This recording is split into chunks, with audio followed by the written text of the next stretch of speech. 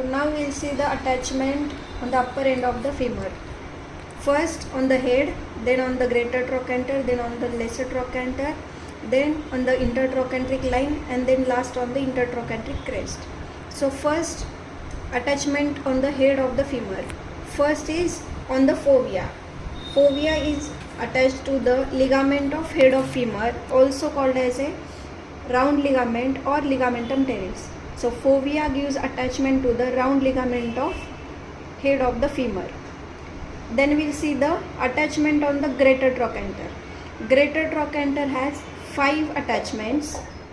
The 5 muscles are of insertions, which you can remind by the mnemonic good pogo.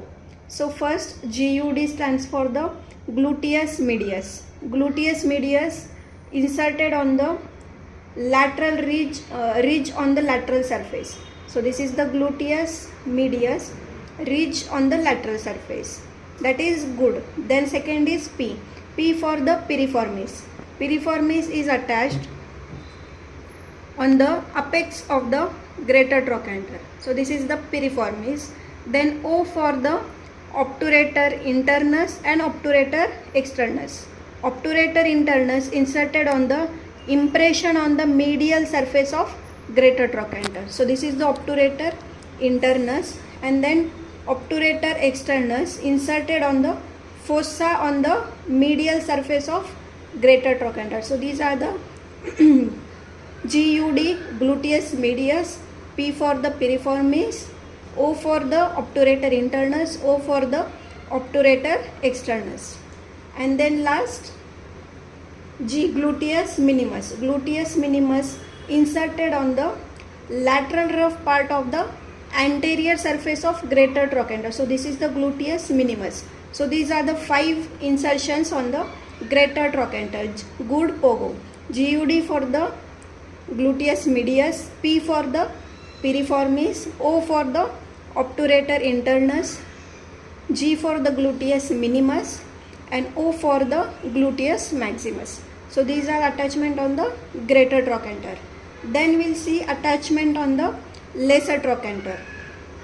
So lesser trochanter, there are 2 muscles which are insertions. First is psoas major. Psoas major inserted on the apex and medial part of the lesser trochanter. So this is the psoas major muscle insertion, apex and medial part of the lesser trochanter. Then second is iliacus. Iliacus is inserted on the anterior surface of the base of lesser trochanter and area below it. So this is the iliacus insertion. So these are the 2 muscles on the lesser trochanter. First is psoas major and second is iliacus. Then we'll see insertions on the intertrochanteric line, which is present on the anterior aspect of the upper end of the femur.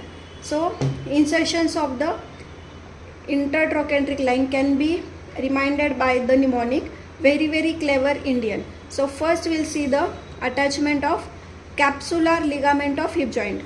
Capsular ligament of hip joint is attached along the whole intertrochanteric line. So C stands for the capsular ligament of hip joint. Then we'll see second attachment is iliofemoral ligament. Iliofemoral ligament has 2 bands, upper band and lower band. Upper band is attached on the upper part of intertrochanteric line, and lower band is attached on the lower part of intertrochanteric line. So here is a iliofemoral ligament, upper band on the upper part and lower band on the lower part. Then we'll see 2 muscles which are origin on the intertrochanteric line. So these are vastus lateralis and vastus medialis. Vastus lateralis originate from the upper part of the intertrochanteric line, and vastus medialis originate from the lower end or the lower part of the intertrochanteric line. So you can remind the attachment on the intertrochanteric line by very clever Indian. V stands for vastus lateralis, second V for the vastus medialis, C for the capsular ligament, then I for the iliofemoral ligament, which has upper band and lower band. Then we'll see attachment on the attachment on the intertrochanteric crest. So intertrochanteric crest has a one feature which is called as a quadrate tubercle. Quadrate tubercle gives insertion to the quadratus femoris. So intertrochanteric crest has only one insertion of the muscle, which is quadratus femoris, inserted on the quadrate tubercle. So these are the attachments of the upper end of the femur. See insertions on the linea aspera. So first you will see insertion on the gluteal tuberosity. So gluteal tuberosity gives insertion to the gluteus maximus muscle. This is the gluteal tuberosity which gives insertion to the gluteus maximus muscle. Then we will see adductor muscles which are inserted on the linea aspera. So first is adductor longus. Adductor longus inserted on the medial lip of linea aspera. So here will be the adductor longus which is inserted on the medial lip of linea aspera. Then second is adductor brevis. Adductor brevis inserted from the line extending from lesser trochanter to the upper part of linea aspera. So line extending from the lesser trochanter to the upper part of linea aspera. So here will be the adductor brevis. First we have seen adductor longus, then adductor brevis, then we will see adductor magnus. Adductor magnus inserted on the medial margin of the gluteal tuberosity. So here will be the adductor magnus inserted on the medial margin of gluteal tuberosity. Then next muscle is pectineus. Pectineus inserted on the line extending from the lesser trochanter to the linea aspera. So line extending from lesser trochanter to the linea aspera. So here will be the insertion of pectineus muscle. Then last is vastus. Then next muscle is short head of bicep femoris. Bicep femoris originate from the lateral lip of linea aspera. Lateral lip of linea aspera. Then up to the upper 2/3 part of the lateral supracondylar ridge. Here will be the bicep femoris.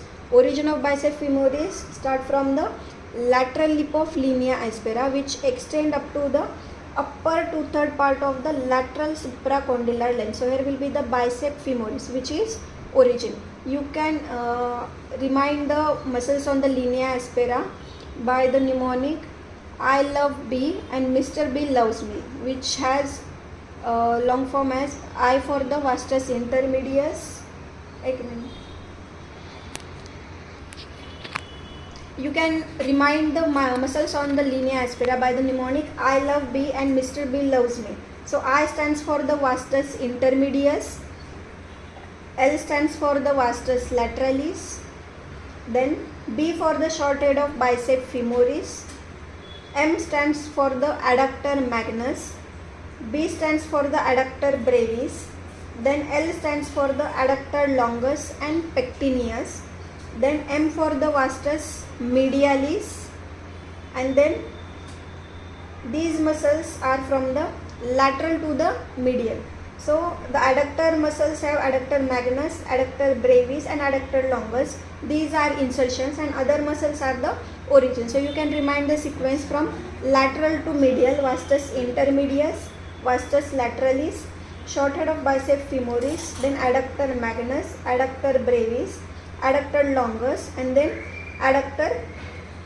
vastus medialis. So these are the sequence of the muscles on the spiral line.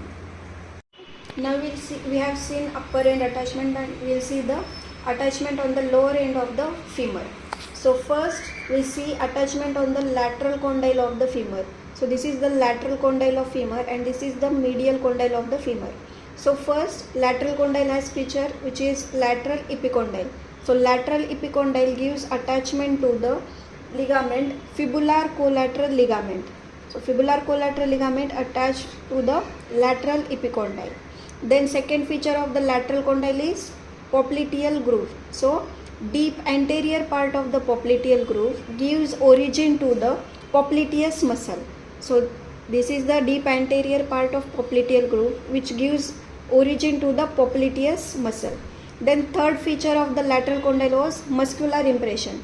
So muscular impression near the lateral epicondyle gives origin to the lateral head of gastrocnemius. So these are the three attachment on the lateral condyle. First, fibular collateral ligament on the lateral epicondyle. Second, origin of the popliteal muscle on the deep anterior part. And third, lateral head of gastrocnemius on the muscular impression. Then we will see attachment on the medial condyle. So medial condyle has feature first medial epicondyle and second is adductor tubercle. So medial epicondyle gives attachment to the tibial collateral ligament. So tibial collateral ligament attached to the medial epicondyle. Then second we'll see the adductor tubercle. Adductor tubercle gives insertion to the ischial head of adductor magnus. So this is the ischial head of adductor magnus. So medial condyle has two attachment. First is tibial collateral ligament and second is adductor magnus. Adductor tubercle gives origin to the adductor magnus.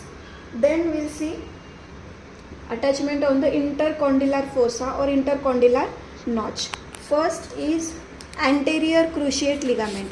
So the impression, you can see the impression on the medial lateral condyle on the medial surface and on the posterior part.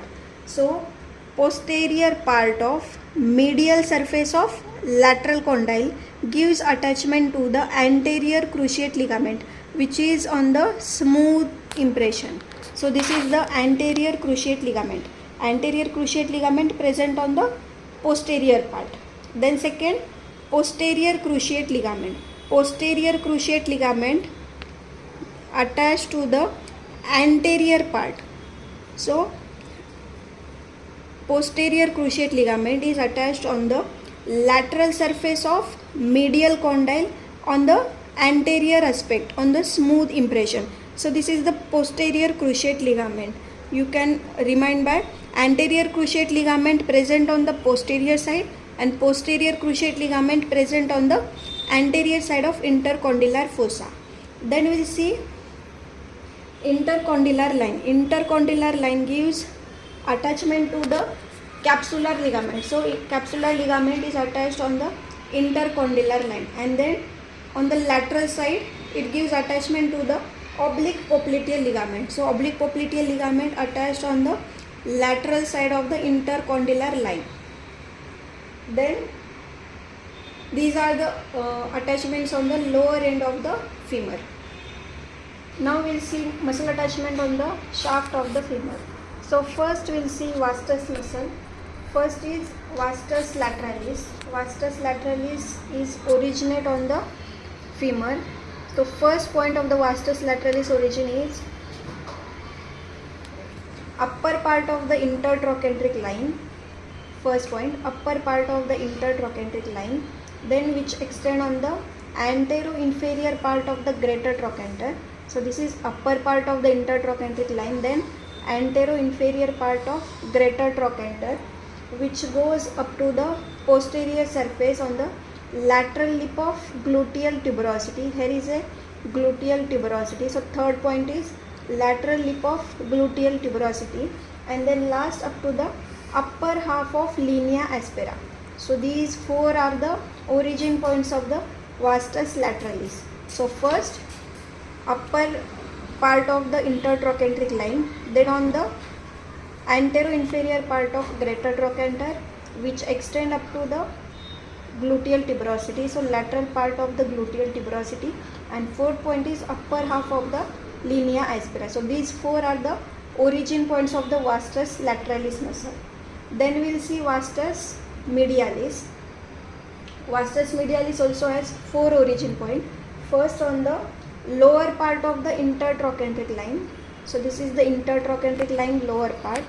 Lower part of the intertrochanteric line, which goes up to the spiral line. Then on the medial lip of linea aspera. Medial lip of the linea aspera, which goes up to the upper 1/4 part of the medial supracondylar line. So up to this part there is a origin of vastus medialis. So first point is lower part of the intertrochanteric line, then spiral line, then medial lip of linea aspera, and then up to the upper 1/4 part of the medial supracondylar line. So these are the origin points of the vastus medialis. Then we'll see on the popliteal surface. So this is the popliteal surface. So there is a origin of the medial head of the gastrocnemius on the popliteal surface. So this is the origin of medial head of the gastrocnemius on the popliteal surface. Then we will see vastus intermedius. Vastus intermedius originate from the anterior and lateral part. So upper 3/4 of the anterior and lateral surface of the shaft of the femur gives origin to the vastus intermedius. So upper 3/4 of anterior surface and upper 3/4 of the lateral surface gives origin to the vastus intermedius. And then just below the vastus intermedius there is the origin of articularis genu. So these are the insertion on the anterior surface. Then we will see insertions on the linea aspera. So first we will see insertion of the gluteal tuberosity. So on the gluteal tuberosity there is a origin of gluteus maximus muscle. So here is a gluteal tuberosity which gives origin to the gluteus maximus muscle. Ossification of the femur. For the femur ossification we have one primary and four secondary centers. Then we will see applied anatomy of the femur. So applied anatomy of the femur has first spiral fracture of the shaft which occurs below the age of 16, and then second point is fracture of neck of the femur which occurs over the age of 60 years. So spiral fracture of the shaft below the age 16 and fracture of neck of the femur above the age 60 years.